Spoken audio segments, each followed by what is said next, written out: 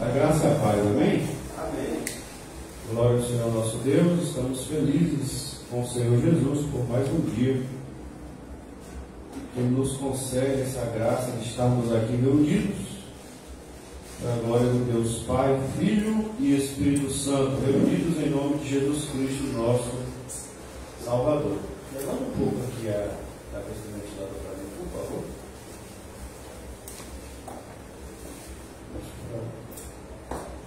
Vamos ler a palavra de Deus.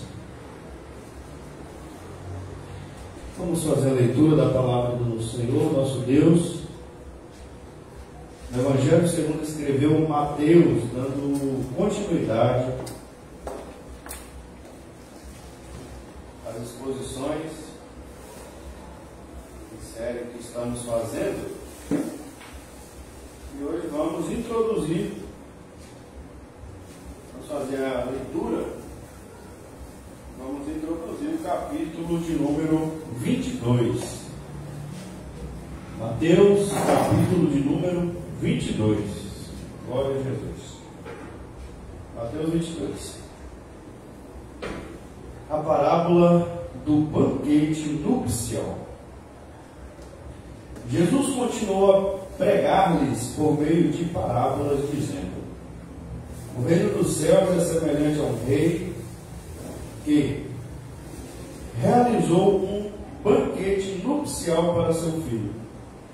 E por isso enviou seus servos a conclamar os convidados para as bodas do filho. Mas estes rejeitaram o chamamento. Uma vez mais mandou outros servos com esta ordem: dizei aos que foram convidados que lhes preparei meu banquete, os meus bois, os meus novilhos gordos foram abatidos, e tudo está preparado. Vide todos os convidados para as bodas do meu filho. Mas os convidados nem deram atenção ao chamado dos servos, e se afastaram, um para o seu campo, outro para os seus negócios, e outros ainda atacando os servos, maltrataram-nos e os assassinaram.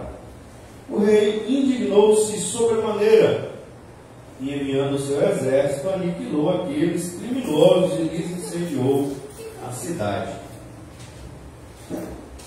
Então disse o rei a seus servos: o banquete de casamento está posto, contudo os meus convidados não eram dignos. E depois as esquinas das ruas, e convidai para as bodas todas as pessoas que encontrares. E assim os servos saíram pelas estradas e reuniram todos quantos puderam encontrar, gente boa e pessoas más.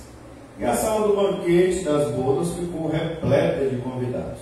Entretanto, quando o rei entrou para saudar os convidados que estavam à mesa, percebeu que um homem não trajava as vestes nupciais. Indignou-lhe, e indagou-lhe: amigo, como adentraste este recinto sem as suas próprias vestes para as bodas? Mas o homem não teve resposta. Então ordenou o rei aos seus servos: amarrai-lhe os pés e as mãos, e lançai-o para fora, para as trevas. Ali haverá grande lamento e ranger de dentes. Portanto, muitos são chamados, mas poucos escolhidos. Amém? Vamos orar. Senhor, nosso Deus e nosso Pai, mais uma vez, ó Pai Santo e Eterno, nós te agradecemos pela vida, pelo ar que respiramos, pela bondade e graça do Senhor, que até aqui nos trouxe, Senhor, tem nos protegido, tem nos guardado, tem provido para nós. Graças damos ao Pai Santo por cada livramento, por cada graça que o Senhor tem nos concedido, ó Pai amado.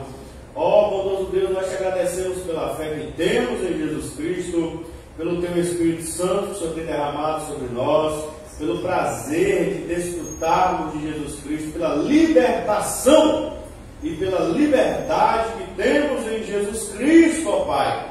E agora, como disse Zacarias, livres das opressões, nós podemos te adorar em espírito e em verdade, ó Deus. Nós te agradecemos por esta graça, em nome do Senhor Jesus Cristo. Amém. Graças a Deus. Amém? Queridos, Jesus está contando mais uma parábola. Aqui no capítulo de número 22, ele está continuando ainda está naquele contexto da pergunta de onde veio a autoridade de Jesus Cristo, que nós estamos batendo essa tecla, ainda no contexto do capítulo 21, que é sobre produzir frutos para o reino de Deus, sobre a visitação de Jesus a Jerusalém, que estava naquele momento acontecendo no mundo espiritual, como diz o pastor Alexandre. No mundo espiritual estava acontecendo a visitação do Rei Eterno à sua igreja do Antigo Testamento. Naquele momento, Jesus Cristo, o próprio Yahvé encarnado, o mesmo Deus de Abraão, Isaac e Jacó, o Deus que chamou Abraão, o Deus que chamou Moisés lá no deserto, encarnado, estava agora na pessoa do seu Filho amado Jesus, entrando em Jerusalém e visitando a sua igreja do Antigo Testamento. O seu povo que foi escolhido, que foi tirado do Egito, que cumpriu-se aquelas promessas feitas a Abraão: eu te darei a terra, a tua parentela vai possuir essa terra que você peregrina, e cumpriu-se. A nação de Israel estava ali, Jerusalém estava ali, depois de vir do cativeiro babilônico até, Deus falou que ia trazer, pela boca do profeta Jeremias, falou que ia levar em cativeiro, depois falou que ia trazer depois de 70 anos, e Deus cumpriu, trouxe o povo de novo para Jerusalém. E agora Jesus, o Messias, está entrando lá em Jerusalém para visitá-lo, procurando o fruto que é o arrependimento. É a mesma coisa do arrependimento. O fruto é o amor, o fruto é a graça, é o fruto do Espírito, de Gálatas capítulo 5, versículos 22 e 23. Esse é o fruto que Jesus quer de nós. Gálatas capítulo 5, versículos 22 e 23. É o que João vai dizer: ah, raça de víboras, quem vos ensinou a fugir da ira futura? Produzir, pois, frutos dignos de arrependimento, que provem que vocês mudaram, que provem que vocês não querem mais viver para vocês, mas viverem para a glória de Deus. E Jesus está nesse contexto. Ele entrou lá, ele fez a revolução, ele ficou irado no templo, derrubou cadeira, proibiu que se vendesse coisas dentro do templo, e foi perguntado sobre a sua autoridade, respondeu da maneira que ele quis responder, e vem contando duas parábolas, né? Até agora. Na verdade, 3 parábolas. Contou a parábola dos 2 filhos, contou a parábola dos maus agricultores, e agora ele está fechando com a parábola das núpcias, a parábola das bodas, que um rei fez para seu filho. Esse rei é óbvio que está simbolizando a pessoa do próprio Deus Pai Todo-Poderoso, Criador e Senhor dos céus e da terra. Essa parábola que nós lemos aqui, Mateus 22, versículos de 1 a 14, esse rei aqui, óbvio que simboliza Deus Pai. Esse filho aqui é óbvio que simboliza Jesus Cristo. Essa noiva aqui, porque não fala da noiva, vai ser um banquete nupcial, entende-se que é um casamento. Então é um homem e uma mulher que estão se casando, é o príncipe se casando com a sua noiva, e o rei, o pai, está fazendo uma festa desse casamento. É um símbolo, é uma simbologia de salvação, da união entre Cristo e a sua igreja. Assim como Paulo vai desenvolver muito bem, Paulo não, o Espírito Santo através de Paulo, dizendo que o casamento cristão simboliza, ele é um símbolo da união entre Cristo e a sua igreja. Ele simboliza a união entre Cristo e a sua igreja. Queridos, e os convidados da vinha, esses primeiros convidados, estão literalmente simbolizando aqueles judeus ali do tempo de Cristo, e não só aqueles, mas todos, como o nosso professor e irmão Mateus pregou ontem, sobre aqueles maus agricultores. É Israel do Antigo Testamento que vem lutando contra Deus, contra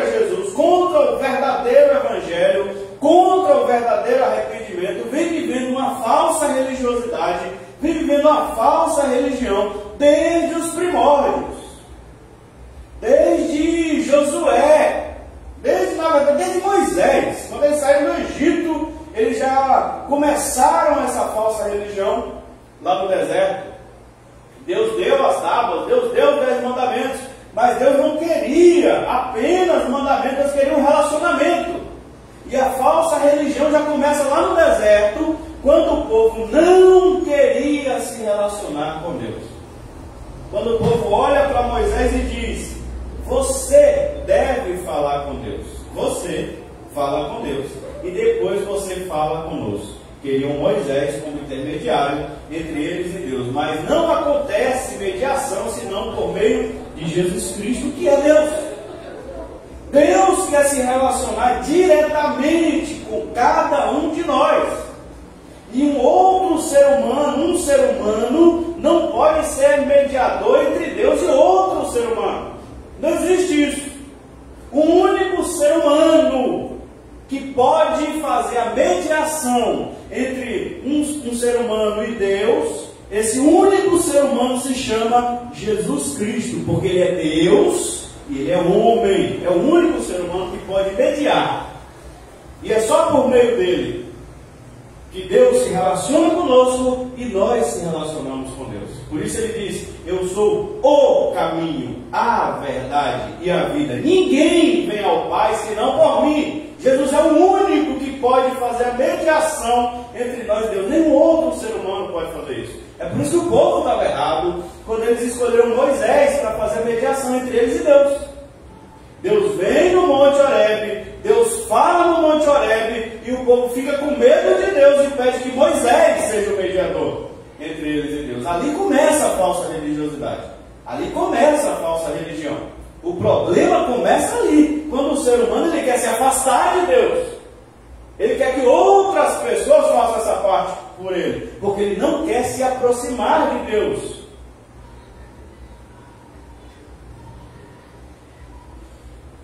E aí nós vemos os problemas que os profetas vêm apontando.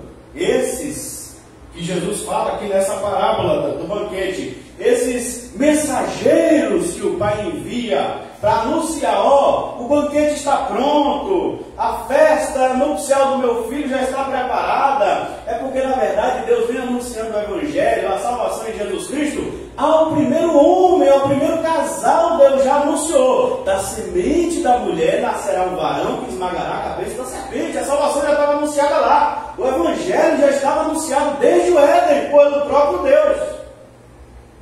E essa alegria da salvação que nós vamos tocar aqui já era para estar vindo sendo desenvolvida no coração de toda pessoa que quer se relacionar com Deus. Que Deus é bom, que apesar dos nossos pecados, Ele nos ama. E as pessoas que creram em Deus antes de Jesus Cristo, elas morreram na convicção de que um dia Deus enviaria um Salvador para a humanidade. E elas foram salvas nessa fé.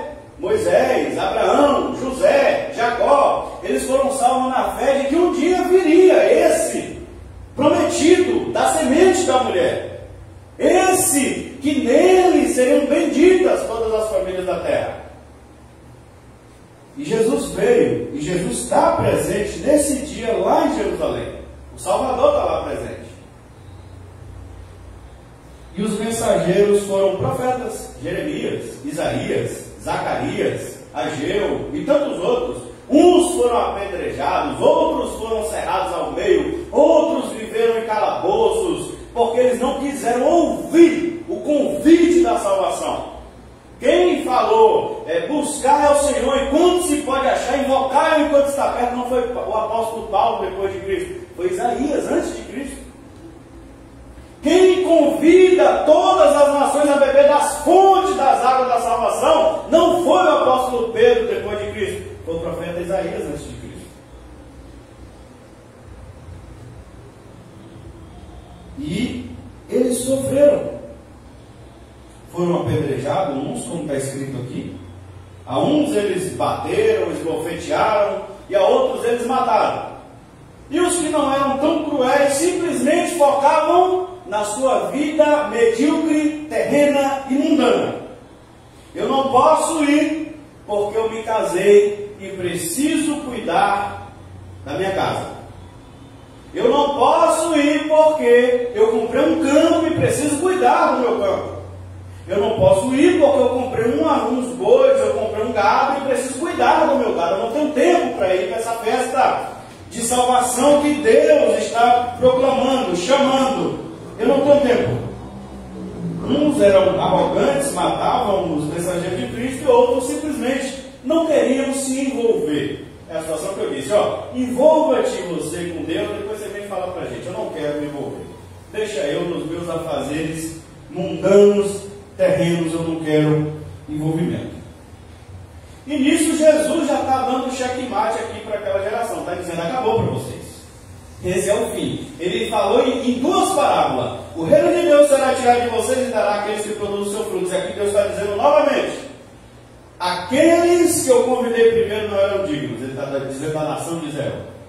Agora vão aos valados, vão até os locais, as feiras, onde tiver gente, vocês vão entrando e vão chamando todo mundo.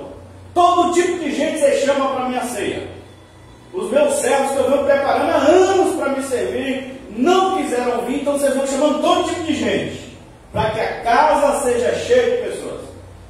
Aí se entra Paulo, Pedro, Tiago, João, são os apóstolos, que a Bíblia vai dizer lá, em Atos dos Apóstolos, que se espalharam pelo mundo levando a boa notícia. Estamos aqui. Esse evangelho entrou aqui em Leonápolis, esse evangelho entrou aqui no Gusmão, esse evangelho nos alcançou. Nós fomos alcançados por esses mensageiros enviados por Deus. E hoje também fazemos parte desses mensageiros enviados por Deus. Recebemos a notícia de que um dia Jesus vai voltar. Recebemos a boa notícia de que Deus Pai não nos odeia, de que em Jesus Cristo Deus nos ama, de que temos uma chance de reconciliação e de que um dia Jesus vai voltar e podemos ter uma vida eterna com Ele e não uma condenação a qual nós merecíamos, mas em Jesus agora temos perdão e salvação. E uma vez que recebemos, estamos alegres com isso e vamos anunciar a mais pessoas. Vamos chamar nossos amigos, vizinhos, pessoas que passam por nós. Nos tornamos também desses mensageiros que agora vão em busca de chamar pessoas.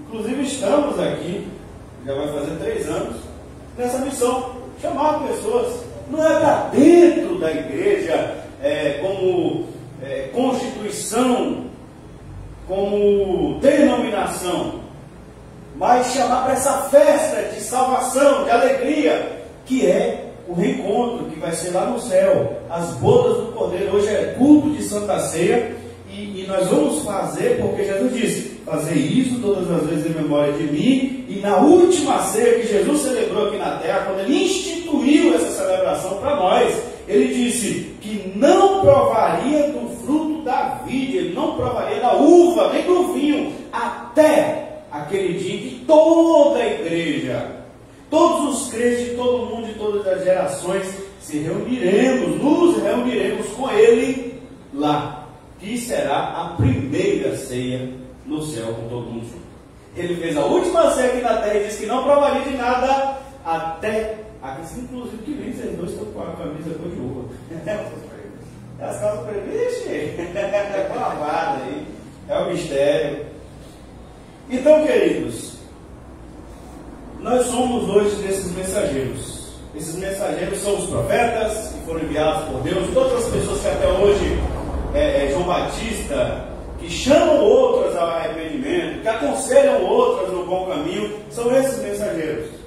Nós não somos responsáveis pela atitude das pessoas que convidamos. Se elas vão vir a Deus, se elas não vão vir a Deus, se elas vão até nos odiar, como muitos foram odiados, não interessa.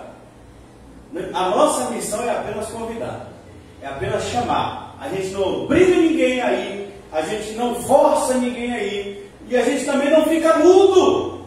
É nossa obrigação chamar, porque fomos enviados para levar a boa mensagem. O rei está convidando, vocês são bem-vindos a essa festa de salvação, a esse banquete de salvação que Deus o Pai está oferecendo pelo amor do seu Filho amado Jesus Cristo. E a igreja chama. E a igreja, como está escrito aqui, a festa se encheu de pessoas boas e pessoas más. A igreja está cheia. Em todo mundo. Pessoas boas e pessoas más. Toda a congregação deve se encher de pessoas boas e pessoas más. Todo onde há igreja, não existe esse negócio de dizer a igreja brasileira não está prestando, a igreja brasileira está isso. Toda igreja, em todo mundo, segundo essa parábola, vai ter que estar cheia de pessoas boas e pessoas más. A igreja visível neste mundo não é formada só por pessoas boas. Todo tipo de pessoas, Jesus disse. Viu? Puseram gente boa, versículo 10, e pessoas más, e a sala do banquete das bodas ficou repleta de convidados. O importante é estar cheio de convidados. O que o rei quer é convidados. Convidados. A seleção quem faz é ele. Aí o rei entra. Como eu disse, não cabe a nós selecionar ninguém. É papel do rei. É ele que entra. Depois que está tudo separado, está todo mundo lá, avisa ele, ó, a casa está cheia. Está tudo certinho. Ele entra na sala. Visitação. Tem a ver com a visitação. A mesma visitação que Jesus fez. O rei entra. É o dia da visitação. E quando ele olha, toda a sala tinha uma pessoa lá. Talvez até se escondendo, porque quando está todo mundo bem vestido, tem uma pessoa maltrapilha. Ficamos desajeitados. A gente fica desajeitado, vê todo mundo bem vestido. Poxa, eu devia me vestir melhor um pouquinho, rapaz. Todo mundo todo na pompa, na pose. A gente tem que trabalhar bastante o nosso psicológico para não se abater. E falar, não, estou bem, estou útil, minha roupa está me servindo, para a gente ficar à vontade. Porque senão a gente fica constrangido, realmente fica com vergonha. Mas esse homem, ele estava se destacando no meio de todo mundo. Todo mundo estava bem vestido, todo mundo estava com roupa de festa. Aquele homem não. Não estava com roupa de festa, e o rei achou aquilo afrontoso ao seu filho, achou aquilo desrespeitoso, até porque ele já havia sofrido a afronta daqueles servos malvados e cruéis. Talvez ele até se incomodou, porque o camarada não pediu uma roupa emprestada. Rapaz, eu estou indo para a casa do rei, eu preciso de uma roupa, me empresta meu amigo uma roupa para eu vestir melhor, porque essa aqui está ruim. Pedisse, chegasse na porta, eu quero entrar na festa do rei, mas não tenho roupa, me dá uma, por favor. Eu preciso de uma roupa para entrar. Eu não posso me apresentar na frente do rei, nessa festa, da maneira que eu estou. Eu preciso mudar. Eu preciso me vestir de uma forma digna, que venha trazer honra na presença do rei. Se ele não tivesse, não tem problema, pedisse. Estava tudo em clima de festa. Ele não ia ser rejeitado. Bastava ele abrir a boca e pedir. Ele não tinha muito hábito de pedir, não. Não é bom que quando o rei pergunta, ele fica mudo. Ele emudece, não fala nada. E o rei dá a sentença que lançasse ele nas trevas exteriores, que ali haveria ranger de dentes. E Jesus está falando claramente aqui sobre a doutrina do inferno. Que não adianta estar na igreja, não adianta estar no meio do povo da festa da salvação, recebeu o convite e veio. Naquele dia, o dia da volta de Cristo, o dia do juízo final, o dia do juízo que chega para cada pessoa, seja no morrer, porque o homem está destinado a morrer uma vez, depois segue-se juízo. Então, o juízo que chega para a pessoa quando ela morre, que é Deus que executa, ele é o juiz de toda a terra, como disse Melquisedeque a Abraão, e o próprio Abraão a Deus, o juiz de toda a terra. Ou o juízo final, que é quando Jesus voltar e tchau, checkmate para toda a raça humana. Nesse dia, ele vai lançar sim pessoas nas trevas exteriores, e aqui fala do inferno, que no Apocalipse é citado, do lago de fogo e enxofre, que lá no Apocalipse é citado, fala da perdição eterna que está preparada para o diabo e seus anjos. Então sim, fala do inferno, que não é um estado mental, não é uma situação, um inferno astral, nada disso.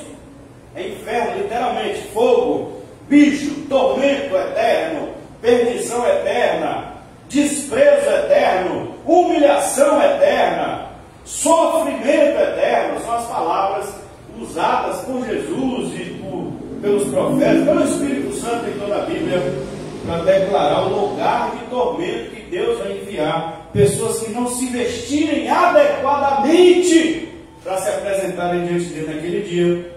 É onde Jesus vai fechar essa frase tão famosa: portanto, muitos são chamados, mas poucos são escolhidos. Queridos, para a gente entender rapidamente o que quer dizer essa veste, eu me lembrei de Apocalipse, quando Jesus fala para a igreja de Laodiceia: compra de mim veste, e se veste, vista-se com as roupas que eu dou, para que esconda a vergonha de vocês.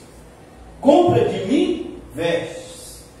Jesus ele não quer ouro e nem prata, Jesus ele não quer dinheiro, a gente não compra veste da mão de Jesus com dinheiro. É Mateus 7. Pedi, pedi, dá-se-vos-á. Buscai e encontrareis, batei e abri-se-vos-á. Pois o que pede recebe, quem busca encontra, o que bate se abre. Pois se vós, Lucas 18, sendo mal, sabeis dar boas coisas aos vossos filhos, quanto mais vosso Pai Celestial dará o Espírito Santo àqueles que o pedirem. Você está vendo que sua roupa não é adequada para se apresentar diante de Deus? Você está vendo que se você morrer hoje, você não tem como levantar sua cabeça de vergonha diante de Deus por causa dos seus pecados? Você sabe que se Jesus voltar agora, você desce para o inferno, você será igual a esse homem, amarrado e lançado nas trevas exteriores, ficará envergonhado, emudecido diante de Deus. Então abra sua boca enquanto você está vivo, enquanto você está respirando, enquanto a porta da graça está aberta, e peça humildemente: eu não tenho roupa adequada, veste-me, esconde as minhas vergonhas, Jesus, me veste com a tua glória, me veste com o teu Espírito Santo. O pecado deixa a gente nu, igual Adão lá no Éden. Quando caiu, ele descobriu que ele estava nu e se envergonhou diante de Deus. Essa nudez aqui, ou essa falta da vestimenta adequada, indica exatamente o velho homem. Eu me lembrei dessa parte na Bíblia também, que mais uma vez entra a velha natureza como uma vestimenta. E Paulo vai dizer: se dispa, fique no arranque de você essa velha natureza, como se você arranca uma roupa velha, uma roupa envelhecida, arranca de você esse trapo, e vista-se da nova natureza, o novo homem nascido em Jesus Cristo. E o que é isso? Efésios capítulo 4, para a gente fechar em nome de Jesus, a partir do versículo 17.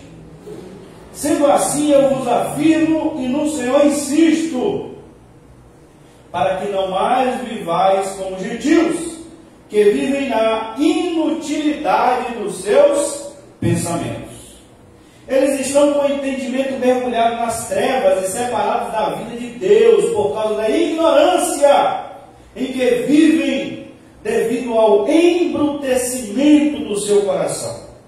Havendo perdido toda a sensibilidade, eles se entregaram a um estilo de vida depravado, cometendo com avidez toda espécie de impureza.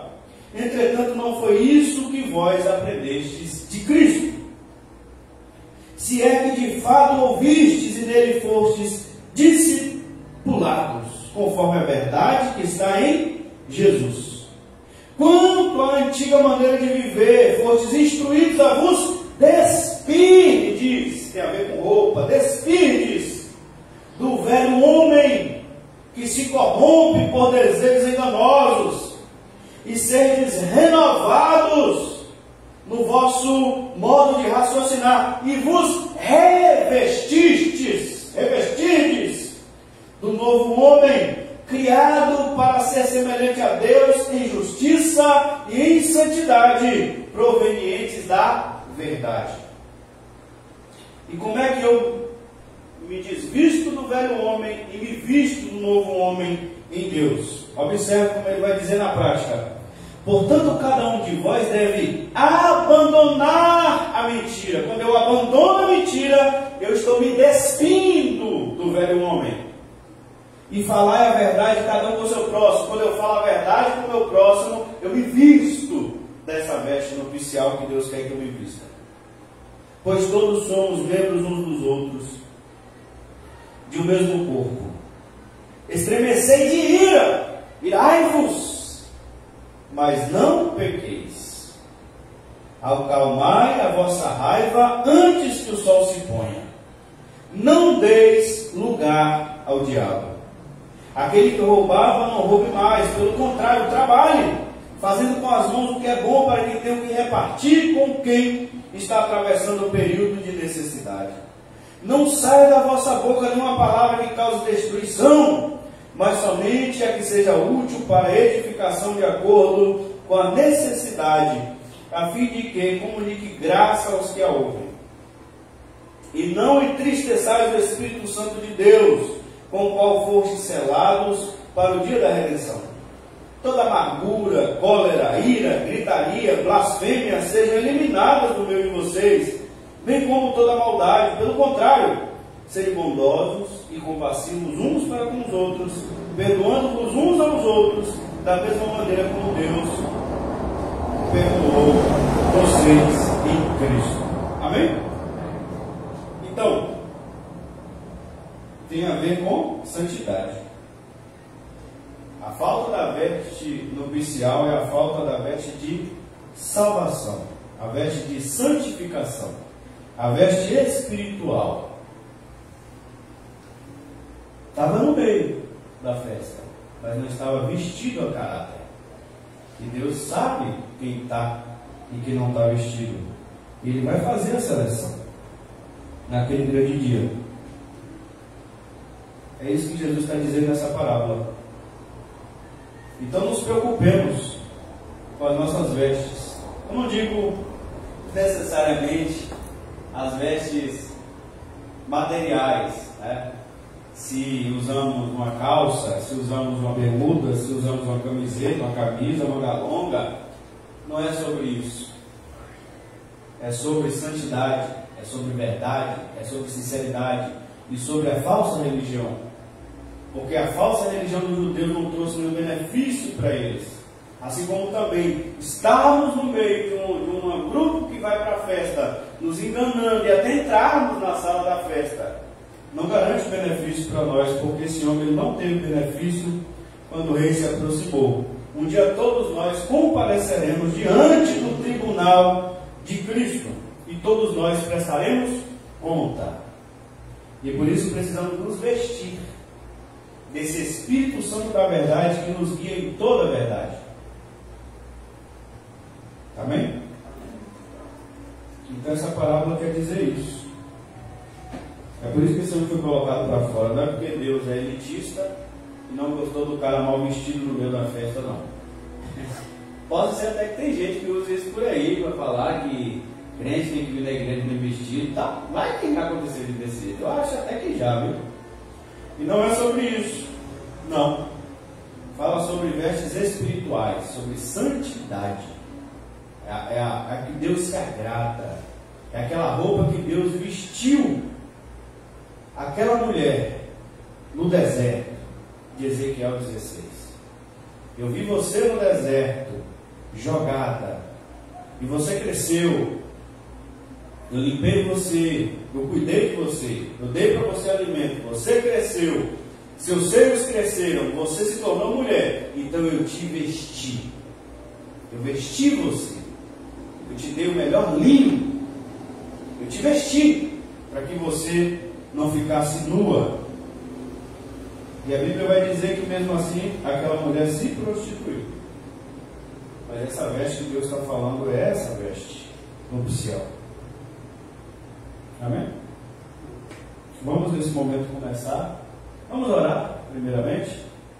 Você que assistiu essa palavra, guarde no teu coração. Todos nós possamos guardar essa palavra de Cristo em nossos corações, para não sermos esse homem? Que Deus um dia vai olhar e dizer: o que você está fazendo aqui? A pergunta de $1 milhão. O que você está fazendo aqui? Você sabe que esse não é seu meio. Você nunca quis estar aqui. Porque veste nupcial tem a ver com alegria, com satisfação. E se a minha satisfação não é estar na presença de Deus, o que eu quero na presença de Deus? É a pergunta que não quer calar. Se a minha satisfação não está na presença de Deus, nas coisas santas do Senhor, o que eu quero? Não é para mim. Ou se eu quero, eu preciso pedir: Senhor, me dá prazer em ti. Me dá prazer nas tuas coisas. Até agora eu amo as coisas do mundo. Até agora o meu prazer, infelizmente, está lá. Arranca meu coração de lá. Toma nas tuas mãos. Consagra meu coração a ti. Santifica meu coração para ti. Para amar o que o Senhor gosta. Para provar o que o Senhor aprova. Santifica minhas vontades. Peça. Já que você não consegue fazer por conta própria, abra a boca e peça. Porque senão vai ficar mudo naquele dia. Quando Deus perguntar: o que você está fazendo aqui? Se você não tem prazer aqui. A pergunta que J.C. Ryle faz na pregação dele sobre os pecadores: não encontra prazer. Não encontra prazer em crente porque ora. Não encontra prazer em caminhar com crente aqui na terra que busca a Deus, acha que é fanatismo. Não encontra prazer em crente que cultua, acha que é um trabalho à toa, uma perda de tempo cultuar. Não encontra prazer em louvar a Jesus. Porque não encontra prazer, acha enjoativo os louvores, a adoração a Jesus, acha até chato os cultos congregacionais que cantamos, acha chato. Não encontra prazer em santidade, em viver uma vida santa, separada. Não encontra prazer em nada disso. O prazer está em viver na roda de fofoca, na roda de bebida, na roda de pornografia, de imundícia, de profanaria, onde tem gente suja que gosta de estar metido, onde tem bolo de imundícia que Deus abomina, é que gosta de estar metido. E o que quer fazer lá no céu? Onde só vai ter gente chata? Onde só vai ter esse tipo de gente que não gosta de andar aqui na terra, porque é muito fanático, é muito cri-cri, é muito espiritual, leva tudo para o lado espiritual. Lá no céu só tem espíritos. O único corpo que está lá é de Jesus e das pessoas que vão, mas o resto é tudo. Os anjos vão continuar espírito, Deus vai continuar espírito. Os espíritos, nós lá seremos espíritos santificados. Então, é a pergunta de Deus: onde é que está o nosso prazer, nossa alegria? Vestir a roupa. É isso que eu quero para mim. É isso que eu quero. É a minha salvação. É a vida com Deus. É um dia morar com Cristo. E para isso eu vou andar aqui na terra exatamente vivendo para esse momento. Eu recebi esse convite. Eu estava lá perdido, no valado. Eu estava lá jogado na sarjeta. Não tinha valor nenhum. E Ele me chamou. Ele me deu essa honra. Ele me deu esse prazer disso. Então eu vou até o fim, porque esse é o meu lugar. É aqui que eu quero ficar.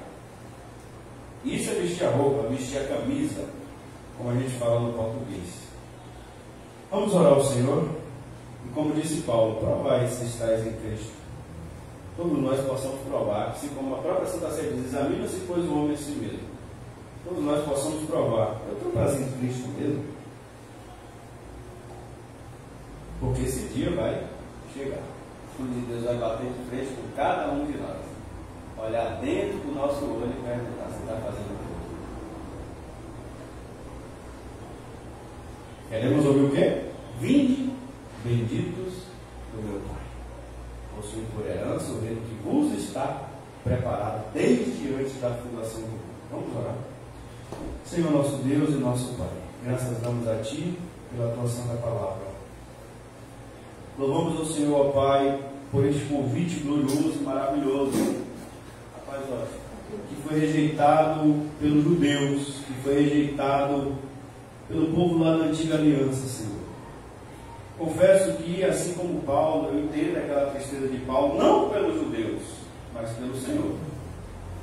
Que por que o Senhor se entristece diante daquela ingratidão lá, demonstrada em Ezequiel 16, e quando Jesus entra naquela cidade, depois o próprio Jesus chora e diz: Jerusalém, Jerusalém, quantas vezes eu quis ajuntar vocês, o teu povo, como uma galinha junta os pintinhos debaixo de suas asas, e vocês não quiseram.